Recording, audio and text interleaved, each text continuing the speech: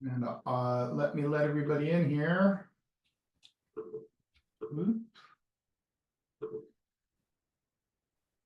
Okay. I'm letting everybody in. Woo, we got a bunch of people. 51 people. Oh, here, I'm gonna just, oops. Mute a few people. Oops. Ah.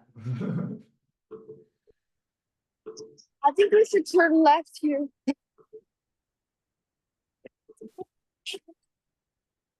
Let me just try to. A few people here. Yeah. Okay, let me try to get a few more of these. Stop the video. Okay. How's everybody doing today? Let me just stop this. Here we go. Hi, everybody. Thanks for coming to another one of these webinars. I'm Martin Tobias. I'm the founder of Incisive Ventures, pre-seed venture capitalist. And I'm here with my friend Ihar, and he's also a pre-seed or seed venture capitalist out of New York. And we thought we'd have a quick little conversation today, talking about, from our perspective as early stage VCs, what we look for in red flags and green flags for pre-seed, and how maybe that's a little bit different from what you hear people talking about venture capitalists looking at Series A or seed rounds or something like that. And then we'll talk for about 20-25 minutes, and then we'll take questions. And as always, I publish a transcript of this on my blog, so if you have any want to follow up, or we'll publish this on social later, we can do that. So why don't we start? Wow, we got a lot of people today, 60 people, and we had about 80 that are coming. So why don't we start and say, Ihar, tell me about your fund, Geek Ventures, and what you've been up to. Sure. Hi, Martin. Thank you for inviting. Really glad to see so many people here. What, 60 people right here? Awesome.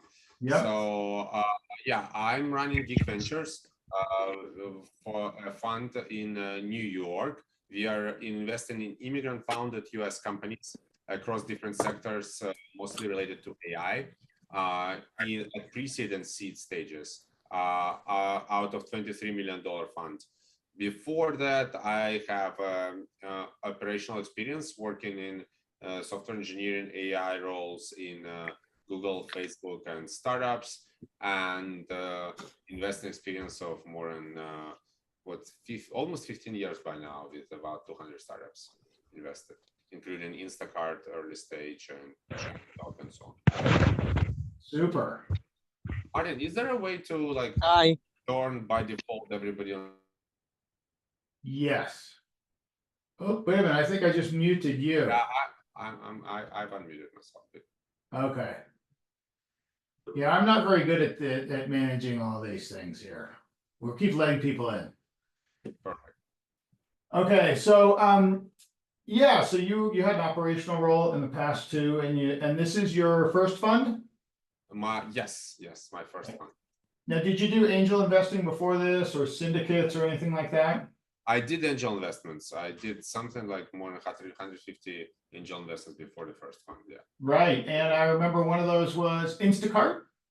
Yes. And a few other interesting ones. What were some of the other early investments you made? Oh, PandaDoc, pre-seed, People AI, Jeeves, and Airbyte are the ones that went all the way to unicorn. Couple that are future unicorns like Zero Avia and so on. Yeah, I think we're both in Jeeves. I really like what they're doing. Yeah, they're great. Cool. God, more and more people joining. Well, what I thought we'd talk about, because on Twitter, I get a lot of these questions like, how do you underwrite a pre-seed thing? And, you hear different numbers of traction metrics and stuff for, all sorts of different stages. And I wanted to talk just about, first of all, what's your definition of pre-seed? Let me give you my definition of pre-seed. I wrote a post about this. I define pre-seed as after the angel round. So I just do B2B software, and I typically want to see somebody raise $200,000 to $300,000 from friends and family to create an MVP. And then I want to see the company after they've had that MVP in the market for a little while. And then the pre-seed is really the first institutional round where venture capitalists, after the angels, come in. Some firms define pre-seed as an idea, even just sort of including angel round. How do you define pre-seed? So so for me, the pre-seed is more like bounded from the top rather than from the bottom, right? So I can consider companies for pre-seed as soon as they just incorporated, and so what's important is that depending on the founders and their track record, they might be able to raise without MVP just based on the deck or not, right? So typically the founders that stronger track record, some previous startup under the belt, don't need to have an MVP to raise a pre-seed institutional round. People who are running their first startup probably need an MVP before they raise an EVC. But for us, it's like anything that's, let's say, under 200K ARR counts as pre-seed, right? So, yeah. Okay, yeah, I would agree with that. I see another thing that I would say is the age of the company is fairly important. So while the company might be 3, 4, 5 years old and be at 100K ARR, to me, the company is way too old to be at pre-seed, right? So after all, right. Pre-seed should be the first round to help you to achieve some initial proof, let's say POC, initial traction in order to raise a proper seed and then go to Series A. If the company is more than 2 years old and it's still raising pre-seed, something is off, right? Yeah. So they're missing some sort of traction.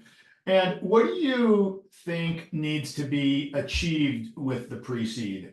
I typically am telling people that the pre-seed is anywhere from sort of 20 to $100,000, $150,000 of ARR, and what you're really trying to do is get that up to $500,000, $700,000 of ARR, which is where the seed type firms start to get interested. And I'm seeing Series A companies get interested over $2 million. What do you try to achieve in the pre-seed in terms of revenue or traction metrics? Right. So first of all, I want to say that most of the companies that we see are similar to yours, which is like B2B.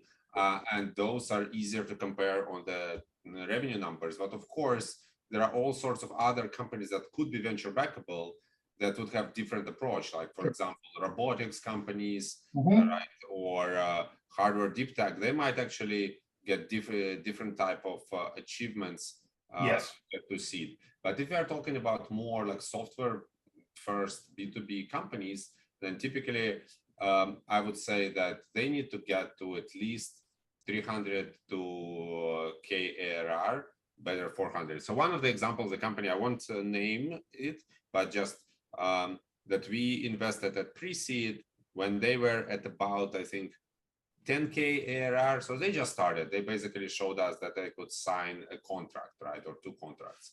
And we invested in pre-seed. And then they raised, I think, total 700K or something like that on pre-seed. And then it took them some time, for about a year, to get to 300, 350K ARR. And that was a time when we and some other firms, seed firms, were able to give them a couple million seed round.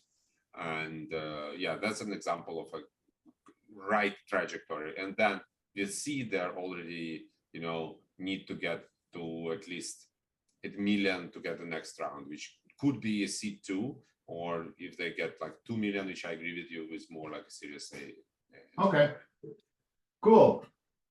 All right, well, that's a little framing there. So let's get to the meat of what sort of red flags and green flags are. And I'm talking about like when you either see a deck or get an email pitch, preferably when you're looking at a deck from the company. What are, we've heard all sorts of red flags and green flags in the media. Some people are like, I only invest in people that went to Stanford or worked at Microsoft or Google. Some of those are considered green flags. Those are not things I consider green flags. But what are some of the things, maybe starting with red flags? I'll start with some of mine sort of pet peeves of things that I see in decks. And then maybe you could tell me some of your red flags in a pre-seed. For me, if I see a slide in a deck that's talking about an exit in a pre-seed round, I think that's a bit of a red flag. If I see, because I do B2B software, if I see a bunch of advisors in a software company, I think that's also a little bit of a red flag or a yellow flag for me. If it's a deep tech company, maybe they'll have a bunch of advisors in there. The most important one for me, though, red flag is, if the slide that's talking about what the thin edge of the wedge and the why now is not in the deck. Because most pre-seed decks that I see spend a lot of time talking about the problem area, but not so much about what is the inflection point or why does this company need to be built now? What has changed, or what is the insight? What is the way that this company is going to get into the market? What are some other things you've seen? Great. One thing that I want to double down that the biggest red flag for pre-seed is age. So if you are coming to me without having like a proper MVP or some customers, and like find out that your company is like 3 years old or 2 years old, even it's a problem, right? So you need to you have this like window between starting a company and about 1-2 years when you need to try a few things and raise a pre-seed. If you cannot raise a pre-seed, then it's probably better to close the company and start from scratch. Yeah, another thing is that the team slide, right? At the pre-seed, the most important thing that you can have and you should have is a team slide, because after all, if we invest in pre-seed, we invest in the team. We invest in first-time founders. We invest in founders without like an amazing track record, but it's important that there's something to latch on, right? So let me talk about red flags and green flags specifically with the team flag. So what are some green flags on a team slide for you? So first of all, it should be not crowded. I think another red flag is that if I find out that your company has like 15 people and you're raising pre-seed, that's bad. Pre-seed teams, the whole team should be probably no more than 4 or 5 people if you're raising pre-seed, right? But better even if it's like 2-3 people. But it shouldn't be also one person, right? So I think single person companies cannot really raise. It doesn't work. You should have. That's a red flag. Yeah. It should be clear who is the CEO. And not every VC agrees with me, by the way, but this is my own approach and my own pet peeve is that before you get institutional money, you need to figure out who is in charge. It doesn't mean that we don't like equal distribution of shares. It's totally fine to have equal 50-50 or 33-33 distribution, but you should have somebody with the title of CEO. I have seen decks when there is not clear who is CEO, and it's a huge red flag. You need to figure who is the CEO. And the CEO's information, bullet points on the team slide are the most important for me. And one thing that I'm looking for, green flag, is founder market fit. I would say not every startup requires founder market fit, but vast majority of them need it, right? And some need more. Like if you are doing a healthcare startup and CEO has no healthcare experience, that's horrible, right? That's a pass. Right. If you are doing the startup in logistics and CEO has no logistics experience, that's pass, right? There are some startups where like, I don't know, if you are doing a task manager, it probably doesn't matter what your experience is, right? But for most startups, the founder market fit is important. But then can you describe succinctly in like 3 bullet points what is impressive about this person? Every person has something impressive about them, even if they're 18-year-old, right? So it's like, maybe it was like, winner of a school debate competition. Doesn't matter, but if you don't focus on like achievements or something impressive, and you focus on something very superficial, then or you just don't include it, then yeah, it's a problem. Yeah, yeah. I'll say a few green flags that I look for on a founder slide. I agree with you. It has to be more than one person, preferably 2 or 3. I think in pre-seed, you have to have 4 things included in your founder slide. And it could be 2 people, 3 people, 4 people. You have to have somebody who can raise money. That's the CEO, a good storyteller. You have to have somebody who can build a product. You have to have somebody who can sell the product, have customer experience, and you have somebody that has to be able to operate the company. So I want to see at least 2 people split between that, usually 3 people. The other thing that's a green flag for me is in between the founding team, if I can see what their connection is. Did they work together before? Did they go to school together before? I think it's a bit of a yellow flag if the team has less than, a few months together. There has to be some connection. It is a much stronger signal to me if this team has somehow worked together before, either or been to school together before. I think at least 2 years. And so I'm looking for common workplaces, common places they went to school. One of the questions I always ask them is, how did you meet your co-founder? It's not necessarily terrible that they met him in a YC matching thing, but there has to be some other connection, like, prior school. Totally agree with that. And most decks actually don't include on how founders met together and how long have they known each other, right? So, and on pre-seed, there is basically nothing else besides the founders, right? So yeah. That's true. Well, what do you what do you think of in a pre-seed deck when you're looking at the red flags or green flags related to the market size?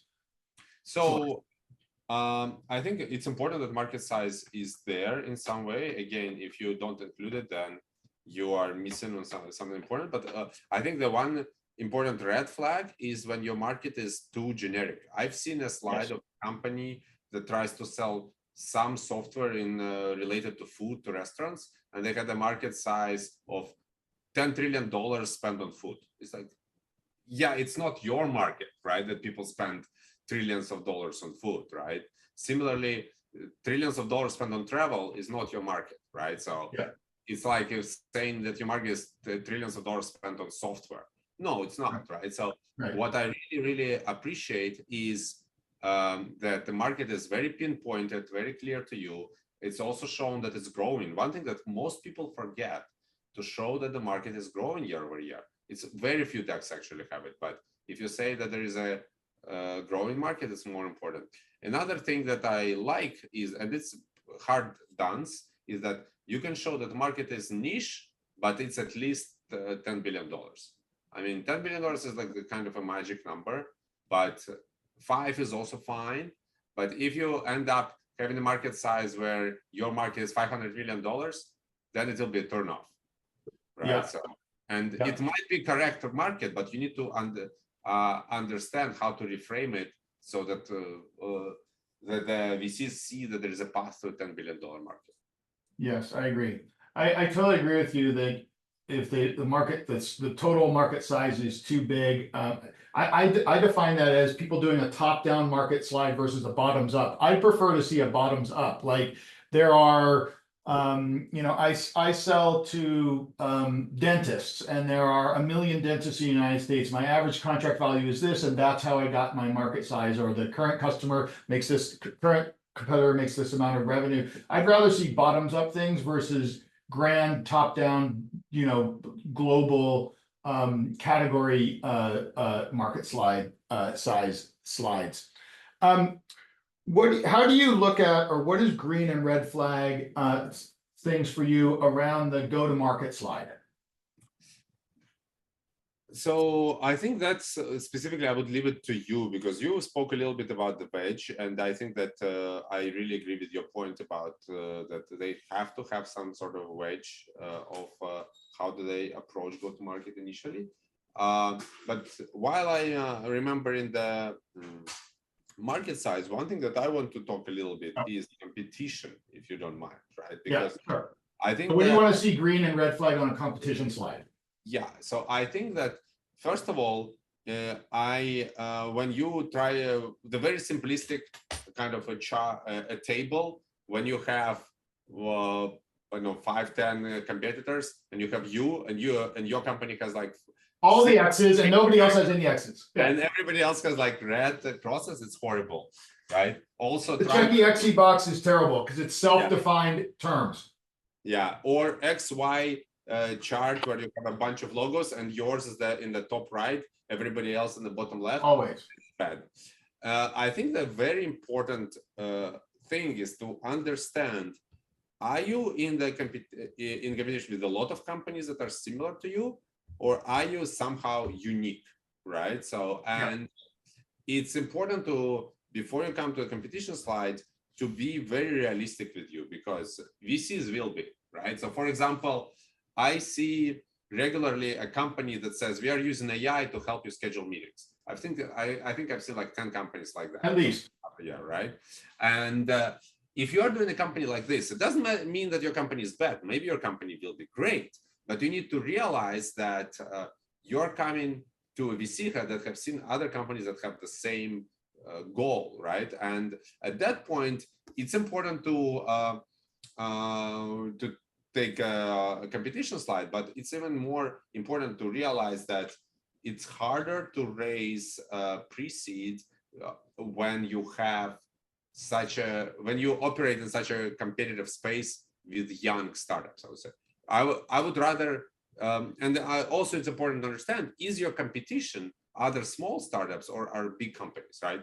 For example, if you are building, I don't know, competitor to AWS, right? So, or competitor to Amazon, you know, in general, right? So maybe your competition is big companies, and then you need to talk about how you like going to upset the incumbents. But if your competition are the 10 companies that I've looked at last week that are all at your stage, then your competition slide is actually less important from perspective of specific logos. It's more important from understanding how do you differentiate from everybody that's kind of rushing for the same idea, right? And you need to focus more on the market rather than specific logos. Does that make sense? Yeah, it does. I think the competition slide is one of the least important ones for me in pre-seed. I expect them to show the big name brand competitors that people have seen. I also expect them to not know all the other small companies that are building. Us as VCs probably see way more. I tell founders this all the time. I've seen this pitch, 50 times, and they're like, well, there's only 2 competitors. And I'm like, no, literally, I've gotten it 50 times. But they're not Crunchbase yet. Yeah. Exactly. So it's a little weird sometimes for a VC to have seen more pitches than the founder has seen in this space, but it's also not unusual. That's why for me, I focus on the thin edge of the wedge, the go-to-market. There's really 2 ways you can differentiate yourself from competition. Either you have some unique product invention, some unique thing that you've built. That is an insight that you think is a feature or a way that you've designed it. You're doing something on the desktop instead of in the cloud, or you're doing it in the cloud instead of the desktop. There's some technical feature, and or you have some distribution advantage. So, and that's what I want to hear about, because the reality is everybody's had this idea. Every idea I've ever been pitched, I've been pitched more than once. So the question is not, is the idea unique? It is, what is unique about your execution of that idea into a product and or your ability to execute that into the market. For example, the last deal I just did was this company called Lease Up, which is a vertical market software for commercial real estate brokers. Well, what's different about it? They do have a product that's in the market. They have 7 of the top 10 real estate brokers already buying their product. But more importantly, they have the National Association of Realtors venture capital arm as their lead VC, and they are introducing them at all the conferences and on webinars. They have a direct distribution channel to all the commercial real estate brokers in the country through one of their major investors. That is a potential distribution advantage that's huge compared to anybody else who comes up with another software idea to try to sell to the same customers. And that was one thing that was a very green flag for me, is that they had a cornered resource on the distribution, potential cornered resource on the distribution side. Right? Okay, I agree with that. So here's the one thing that I would want to add here is that to kind of double down on uniqueness of the idea, it's important to understand that depending on the uniqueness of the idea will depend on how much you need to prove that your customers like your solution, right? So when there are 10 other companies that kind of do exactly the same, it's even more imperative to show that you can close some initial customers, right? So, and as opposed to ideas that are a little bit less dime a dozen, right? But also this is where the track record is also a differentiation. So why some founders might have to kind of skip a pre-seed and bootstrap to seed, or just run on like a small angel round, because specifically it's if they're in very crowded space and they don't have a strong name brand personally or track record from the previous companies to get pre-seed VCs to invest in them, they need to show sometimes that they will just not get any pre-seed money, and they get 300K, 400K ARR, and then they actually raise seed money right away. Mhm. And that specifically happens a lot in the crowded spaces where I don't know which of the 10 AI schedulers will be the best, right? But after they get 300K ARR, then I can back it up. Right? So. Exactly. Let's talk about another slide. What do you think is a green or red flag on the unit economics slide? I think it's a red flag in pre-seed if we do not have a unit economics slide, and it's surprisingly missing out of about 50% of the decks that I see. I don't think unit economics is that critical for pre-seed, right? Well, then we disagree. I want to see what it is proposed, and I want to see it compared to the competition right now, right? Like, let's say, this is the way people are doing things now. It's a manual process. I'm going to sell them software. It's going to cost 1/10, and it's going to take the time. But I want to see the before my product, after my product, and then I think what you're saying is rather the way I would say it is what the benefit your customers get from this, right? So that's the way I would. Well, benefit, and then can I operate that solution at a positive unit economics too, right? Yes. Right. Okay. The benefit to the customer in terms of the economic benefit to them, and then the positive unit economics of my thing. I actually, since I wait for MVP, I also, want to see a little bit of what's your CAC, what's your potential LTV. I don't think no one really knows in pre-seed what your LTV is, but you should at least have an opinion of what it could be, and at least an idea of what your CAC is. I want to see that. I think it's a red flag for me if the CEO doesn't at least have a North Star or a model for what he wants to do. I saw a company last week, and we got to their unit economics slide, and he's like, I'm going to make a 30% margin.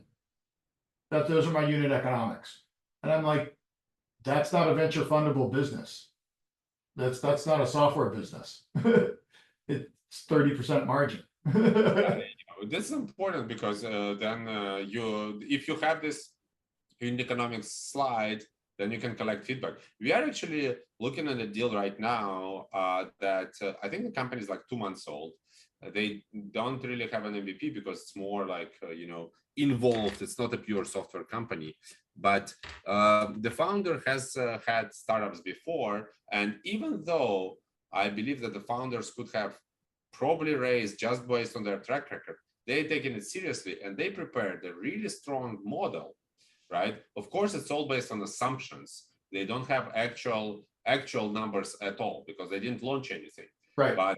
But this assumptions really goes deep into how much they can sell for, what will be the cost structure, what will be the margin, and we can look into it and we can test test it and understand if we think that the founder makes sense. And in general, I'm all for financial models at pre-seed, just for the reason to understand if the founder can think straight, and if the founder just makes crazy assumptions, right? So, I agree, and that's why I want to see the financial projections and the unit economics slide at pre-seed, is because I want to hear their thinking behind it, their rationale, and how they came up with what they, you know, they think it is. That's much more important to me. What if what are some other slides that you focus in on in pre-seed? so I think that I don't have a very specific, like, list of slides in my head, but as I said, team is extremely important. Vision is important. It doesn't have to be like one specific slide named vision, but in general, I want to understand where your company is going to be in 5-8 years, right? Do you have something that, that makes this company big? Because if you want to have this little tool that will always be a little tool, then, somebody pitched me a company that's superhuman for LinkedIn. I'm like, that's it, right? So maybe I don't, if that's the vision, then it feels too small to me. I might be wrong, but that's my problem, right? Your vision in 5-8 for 5-8 years from now should be something that's $1 billion company, right? Yeah. And there should be very clear slide about what you have achieved. Maybe it's not traction, but it should be, maybe you have MVP, right? Sometimes I see a deck and my first question is like, okay, I see what you want to do, but where are you now? Because I don't see it in the deck, especially at pre-seed. You have. I have seen that slide missing a lot in pre-seed too. It is that's timeline slide showing where we started, where we are now, and what we're going to do in the next sort of 12 months. Because basically 12 months is what you're funding in pre-seed. And I see a surprising lack of that. And that's what I want to see is, where did you start? What did you do? And where are you at now? Did you make an MVP? Did you not? And I want to see milestones on there, like, we did 100 customer discovery calls. We signed 2 POCs or whatever it is, but I want to see a timeline slide that shows what they've been doing. So another slide that I really would like to see always is information about your customer discussions or LOIs or anything, right? Because another thing is that I only invest in companies where I believe they can sell, right? It's very important. At pre-seed, I cannot invest in company where I just see a good idea or good technology even, right? I'm not really just investing because you have a nice MVP. It's extremely important that you have a proof of some sort that you can sell. It could be that you are saying that I've already founded this company before, another company before, same customers, I've already sold 100 million ARR, I'm going to sell the same customers. That's good enough. But if you didn't do that, then you need to have like 100 customer interviews or like some LOIs or wait list, anything like that. That gets back to me to the thin edge of the wedge, the market entry, the distribution trick. What is the distribution trick that you have? What is the cornered resource you have that relates to distribution? Is it that you did 100 customer interviews and you've got 10 POCs out of that? Is it that you worked in the market before? Is it that you have a distribution partner who's an investor who's going to introduce you to customers? Or what is it? I completely agree. So what is, just to summarize things here, and then maybe we'll go to some questions. We have about 25 minutes left. For you, what are the top 3 green flags in a pre-seed deck and the top 3 red or yellow flags for you? Top 3 green flags. I think one is CEO has amazing founder market fit. I don't know, like we had this, for example, right? So it's like one of our portfolio companies, Pyramidal, it's a brainwave LLM company. And CEO has been a PhD postdoc working on brainwave research for 10 years. Perfect, right? Perfect pre-seed. There is nothing else here in the company yet, but there is a great fit CEO.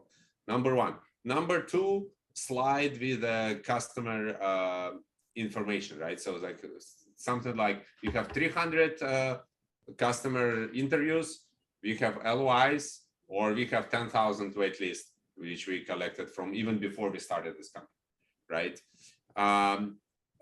Something number three is perfectly formulated why now, and something that we can really resonate, right? And of course it changes like every month what is why now. But I think, for example, one of the companies we invested in was doing checking generated AI ads on brand safety. I was like, perfect, why now is like very clear. Generated AI ads started appearing, we need to check them, right? Things like that is an example. So these are 3 green flags. 3 red flags.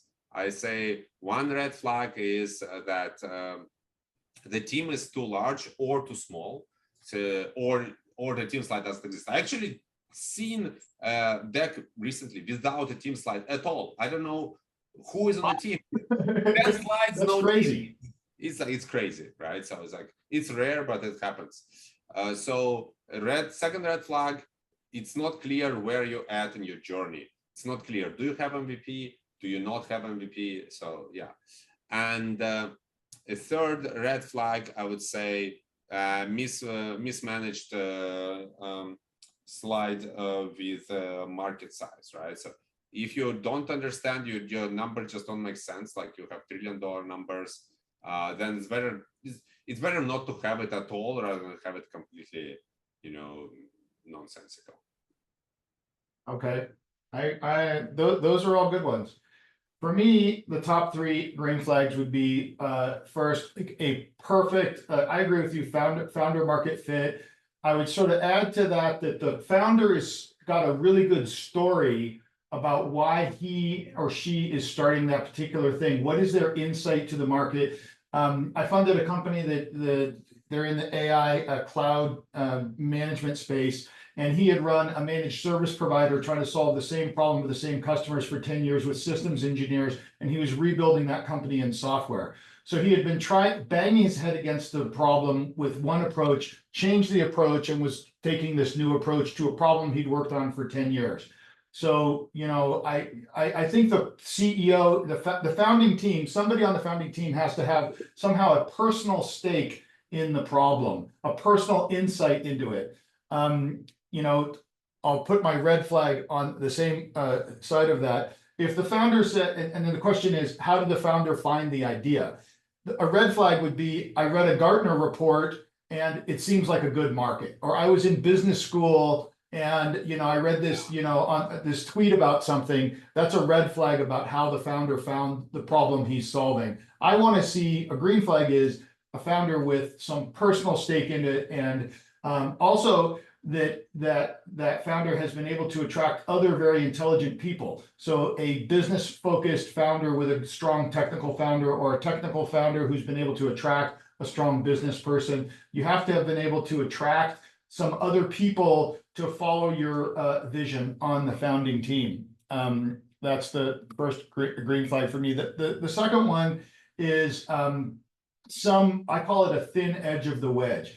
Some distribution trick, some go-to-market trick, some way to get your product and service attention in the market. Because even if you have a completely unique idea, there will be people who try to copy it. And how are you going to get your first 10 to 50 customers? And you should have those somehow connected on your founding team. A red flag for that thin edge of the wedge go to the market is, we're going to run Google ads, we're going to run Facebook ads, we're going to, do some consumer type attraction type thing.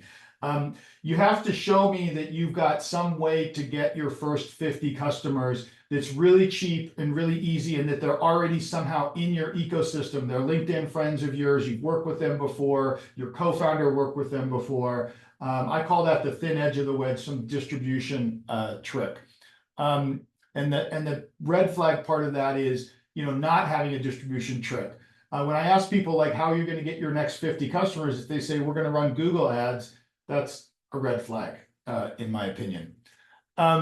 And then I think the last thing is a realistic,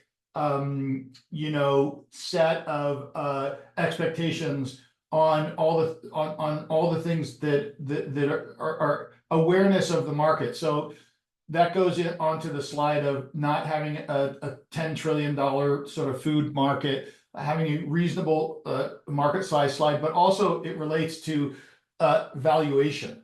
I think it's a red flag if somebody's trying to raise a $30 million pre-product company. There are teams that can do it, but not having a understanding of the size of the market and the current state that you're in terms of the venture market valuations and fundraising sizes.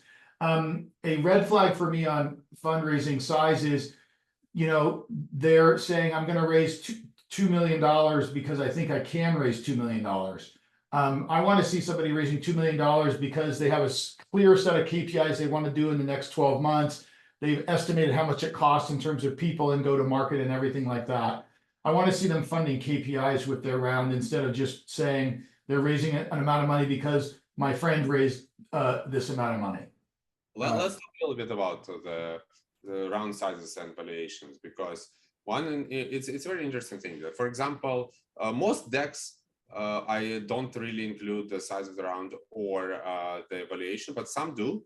And sometimes it's good, sometimes it's really bad, right? So for example, if it's a clearly pre-seed deck, and I mean like pre-seed by that you don't have 200K ARR, but you already have in the deck that you want 10, 15, or 20 million valuation, or in the deck you're writing that you want a 3 or 4 or 5 million round, which I always will compute in my head that you want it for like 15 to 20% of the company, then this is a red flag, right? So I see that you are not, you're overpricing your company at your stage, and it's not going to work, right? So here's an interesting thing that, especially if you are doing a cold outbound, here's an interesting thing. When you are doing a cold outbound or you're talking to a VC you don't know, the important questions that are always coming in at pre-seed is like, who is already invested, but not because necessarily we only want to invest after somebody else, but to understand where you at with your round, right? So, and also this will help us understand like what are you doing and what's your connectivity and network. Like for example, like when the repeat founder comes to me, then it always one of two things. Either I knew that founder before, and they come to me because I'm in their network, or maybe I invested in their previous company, or I know them for a while. They come to me as a trusted person, or they come to me when already their trusted VC is already invested. Like, and for example, the deal we are looking right now already raised $1 million from their previous investors because it's like their third company, right? And I'm like, oh, okay. So the previous investors invested. I'm taking a look, and I'm just meeting the guy, but he's like, the previous investors invested. But if you come to me and I don't know you and nobody else invested, then you need to be careful with your valuation, right? It's like, okay, so your valuation can be 15 million, then it will probably be 5, right? So it's very important. And when you fill the form, for example, on our site, you're all welcome to fill the form on our website, because we do look at all cold pitches submitted through our website. But one of the fields there is the valuation. And it's easiest for us to reject a company if there are no investors on board and the founder expects 15 million valuation, right? Because it's very, very unlikely that it makes sense. I agree with that. The other thing I would just mention before we go to questions, we've got 4 people that raised their hands. I tend to want to invest, and I never ask who else is investing before I make up my mind whether I'm interested in the founder and the company. But to your point, I do want to know that the founder is able to attract, multiple investors. I want to invest in a complete round. So like, let's say we agree on the KPIs that you have to do for 12 months, and that's going to take $1 million. I want to participate in $1 million round. I don't want to be the first $250,000 where the other 750 is nowhere, is some 3 months away. I want to participate in a complete round that is going to fund the objectives we both agree to. I never participate in these hand-to-mouth rounds. I raised 50,000 last week. I'm going to raise 50,000 2 weeks from now. I'm sort of collecting checks every week. Those rounds are terrible and tend to fail. So for me, it's a red flag if you're doing a rolling round as opposed to trying to get a whole bunch of people together to fund a real set of KPIs. Let's go to some questions here. Let me There's start one first with. chat, and there's like 5 people raised. Let's start with Vasil. Hi, Vasil. Oops. Hi. Thank you very much. Great conversation. Happy to see you, Ihar. Nice to meet you, Martin. Hi. I'm a serial entrepreneur from Silicon Valley.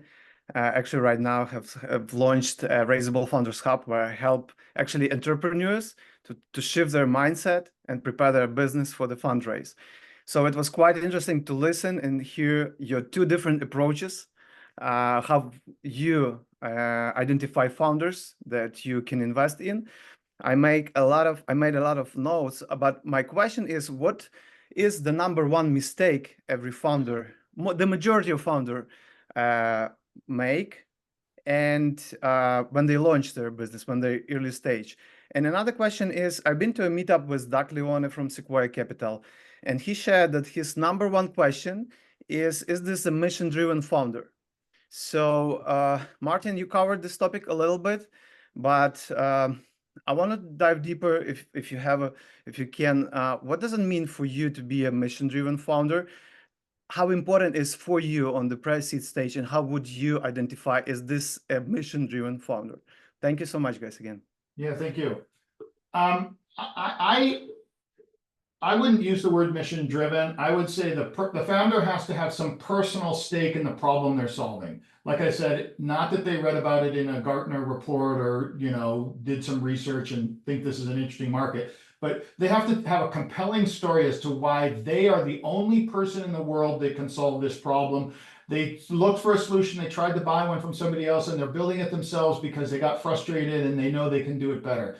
They have to have that personal motivation, because you're going to be crawling over, glass, and you're going to have all sorts of problems, not just the financial returns, but you have to have a personal reason. I find that a lot when I'm looking at healthcare investments, because people are like, my mother had dementia and I'm doing a solution for dementia because I'm trying to help my mother, this kind of thing. You find it a little less in B2B software, but I'm looking for that extra motivation that's going to get the founder through the hard times. That for me is the most important thing. Ihar?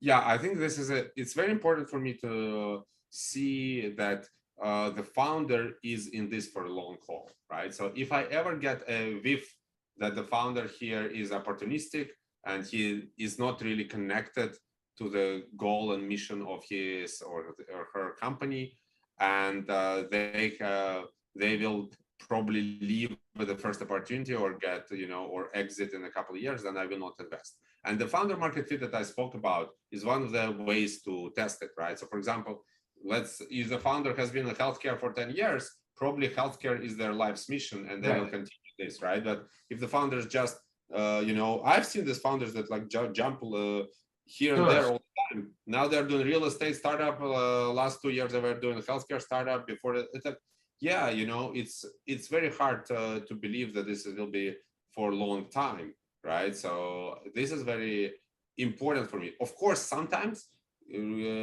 people can fake it, right? So they can fake that there is a mission and passion, and in reality, they just opportunists. And it's our job as VCs to try to figure this out.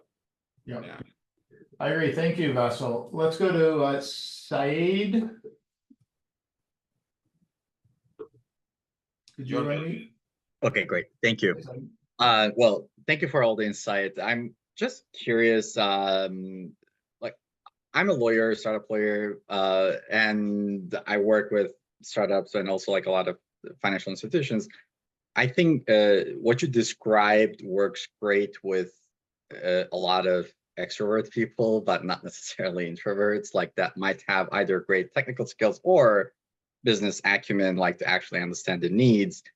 but maybe they are not the best salespeople. And I think that issue is reduced when they are repeat founder. But if they did not prove themselves yet, like I'm curious how you approach it. Like, and I mean, maybe it's easy and you just eliminate them right away, but what else you're looking in there, like just, to give them another chance.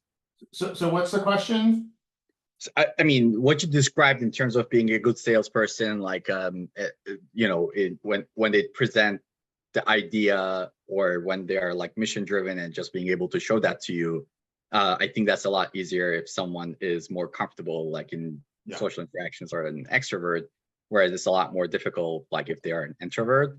And like, I understand that, like just for especially pre-seed investments, as you pointed out, like just the background, the school and so on is already playing a big role, and it might, be already big plus. But for example, there are different theories, but like one contributing factor for 2008 crisis was that, a lot of extroverted people made a lot of big decisions that turned out to be not so great. And for startups as well, I think sometimes there's benefit for someone to think more than they like talk. So let me jump at it a little bit, right? So first of all, I'm personally an extrovert, and it's difficult for me to give advice how to sell or pitch for an introvert. And I'm pretty sure there's a bunch of other introvert successful founders that can give a better advice than I can. But here's an important thing. I don't believe it happens sometimes, but it's extremely rare for a CEO that cannot sell to build a successful company. CEO has to be able to sell. And it doesn't mean they have to be extroverts. There are plenty of CEOs that are successful that can sell that are introverts. I think, by the way, Mark Zuckerberg is a great example. He's obviously an introvert, but he can sell the vision, right? So, and it's very important for the CEO to be able to sell to employees, to be able to sell to clients, to be able to sell to VCs. And it doesn't mean they have to be like, out in your face, very, very clear, like Zuckerberg was extremely awkward just a couple of years ago, and he went to IPO like 15 years ago already, right? So, or like 10 years ago already, right? So, and what is important there is figure out your message and test your message before you even go to VCs. Test your message on finding co-founders, on finding employees, on finding the customers. And if you cannot convince people, then you will not be able to convince VCs. And then maybe somebody else should be a CEO, or maybe you, but in the end, it's about ability to sell and less about personality. The CEO has to be a good storyteller, and that storyteller can be an introverted storyteller. There's actually been research on this, technical founders versus business founders, and there's actually no difference. There are technical founders that are awkward, in social situations that have created great companies, but they're selling a technical product typically to a technical audience, and that works well because they're still able to communicate to their audience. The CEO has to be able to tell a story to the VCs and to their customers that is going to get people excited about joining the mission. And their exact personality might be different, but they have to be really, really good storytellers. Thank you for that, Saeed. Let's hear what Prashad has to say. Hey, nice meeting you guys here, and thanks for your insights. My question is about financials, especially about the valuation you are talking about. About myself, I am a founder, and I'm working on AI-based consumer electronics. So, Nice. in terms of pre-seed, what are the KPIs you consider in the product valuation in the slides? Well, I do B2B software, and I want to see that you have an MVP with at least 5 customers that have been using it for at least 3 months. Hopefully paying you something, and you've got a little bit of user data, a little bit of feedback of what sort of features you need to build before you can start charging people real money. For me, the KPIs are you've got an MVP, you've got some customer feedback, and you've got a good handle on your development milestones to ship the next version that people will pay for. It doesn't have to have a lot of revenue, but in my model, you need some revenue to raise a pre-seed. I think other VCs might say that you can raise, without revenue. I think it's important to understand that every pre-seed company is unique, and the fact that somebody else can raise without revenue doesn't mean you can. And for us, we look at every company individually and we underwrite the risk individually. And in one company, we see that, okay, this particular founding team with this particular idea, we have very high conviction that they will be able to get to the revenue and go up. And by the way, the valuation that we can come in supports it. Like, for example, when we invested at a company, we invested even at one company without MVP because we were able to get into great, smart people at $2 million valuation. And okay, and then when they will have MVP, we will invest again at probably something like 4 or 5, I don't know, right? So, and when they will have customers, we'll invest at again at probably 7 or 8. But it's very important to not forget that the valuation you discuss with VCs is also an important lever to likelihood for them to invest. But sometimes when we look at a company and they have no revenue, we have no belief yet that they will be able to. We don't have no data. We cannot say for sure they will not get revenue. No, we cannot say that. But we can say that we are not sure they will get revenue. So we will wait. We'll say, come back to us when you have customers. Then they come back to us with customers, and then we analyze, okay, how many customers they have, where they can grow. Sometimes they come to us with something like 10K annualized revenue, and they're like, well, good, but based on your market and your product, it's still not enough. And based on the revenue and the valuation you want. Sometimes, by the way, the companies shoot themselves in the foot with this partial rounds when they tell us, oh, but we already raised 200K at 7 million valuation. But we are like, well, but we think you are worth $3 million right now. Yeah. If you want, we can potentially discuss a deal of like 100K at 3, but otherwise, in our mind, we need to grow into your 7 million valuation that you already established, right? And then it looks like rejection to the company, and obviously we didn't invest, but probably sometimes it's just a question of valuation. Thank you, Prashad. I did want to mention something there related to valuation. I have seen this as a yellow flag, sometimes a red flag, a bunch of times. And that is exactly what you said, Ihar, which is a founder raised $200,000 or $300,000 pre-product, pre-revenue from their friends, say at a $10 or $12 million valuation, because the angels were price insensitive. They didn't understand what the market was. That got back to my point of not having awareness of what the market is. They raised at a high valuation because they raised from friends that didn't understand what the valuations really could be or should be relative to traction. And then they go to try to raise from institutional guys, and it's mispriced, and they're unwilling to lower the valuation because their friends put in money at a higher valuation. That is a common mistake that I see a lot of founders make. And it's especially more common in the last year when valuations have come back down to reasonable levels. So I would say, even if you have offers from your friends and family to give you money, talk to some professional VCs like Ihar and me, and figure out what the valuation would be from us, and try to price it in a way that will still be attractive to the professional VCs. I think I want to add one insight that not all founders understand, that a lot of later stage VCs are the VCs to whom you want to approach is that we will discuss and the market will set the valuation and send me a term sheet. And this is a very normal discussion with VCs that have ownership targets that will need to get 10, 15%, that can invest millions of dollars.